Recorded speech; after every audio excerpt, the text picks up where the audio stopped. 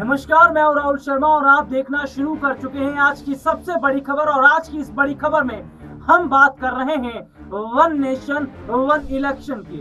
एक देश एक चुनाव, एक देश एक चुनाव।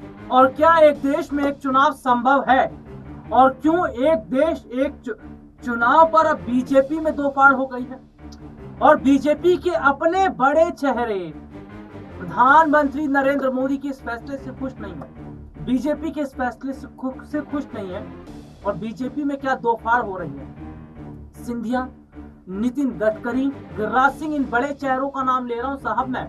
ये बहुत बड़े चेहरे हैं और ये बड़े चेहरे अगर नहीं सदन में मौजूद थे जब बिल पेश किया जा रहा था, तो इसका मतलब यही है कि बीजेपी में अगर दो फाड़ हो गई है, तो क्या ये बीजेपी के खिलाफ अब उतरने वाले हैं? क्या विपक्षी पार्टियों के साथ हाथ मिलाने वाले हैं? और कहीं ऐसा तो नहीं कि मंत्री पद तक छोड़ दिया? और मैं सिंधिया का जिक्र इसलिए करना चाहूंगा कि सिंधिया काफी समय से नाराज चल रहे हैं बीजेपी के साथ। इतना ही नहीं, खबर तो ये भी आ रही है कि सिंधिया जो है वो कांग्रेस के साथ हाथ मिला सकते हैं। तो वहीं नितिन गडकरी हाल ही में भड़के थे।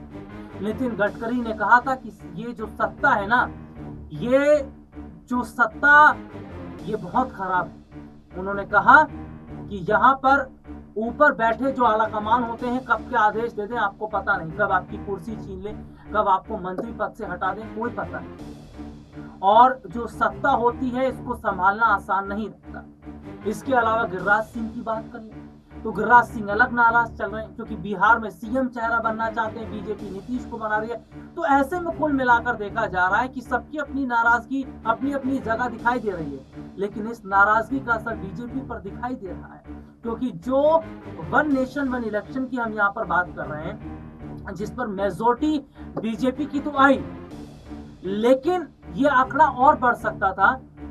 यानी कि बीजेपी के 20 सांसद अगर इसमें शामिल होते, हिस्सा लिए होते, तो यह आंकड़ा मेजोरिटी का और बढ़ सकता था। लेकिन इस 20 सांसदों ने प्रधानमंत्री नरेंद्र मोदी को सोचने पर मजबूर कर दिया, पार्टी आलाकमान को सोचने पर मजबूर कर दिया कि अगर इसी तरीके के हालात रहे तो आगे ये 20 से बढ़कर संख्या और हो सकती है और इनके अपने ही बर्बाद इनको कर सकते हैं। हालांकि इन तमाम जो बड़े मंत्री हैं उनको नोटिस जारी कर दिया गया और इनसे जवाब मांगा गया है कि आखिरकार क्यों नहीं आए। लेकिन वजह चाहे जो भी हो, लेकिन बीजेपी में जिस तरीके की फूट पड़ गई है, ये बताता है कि क्या वाकई आने वाले समय में बीजेपी के अंदर शुरू हुई इस बगावत की चिंगारी का असर ज्वालामुखी के रूप में फूट कर दिखाई देगा।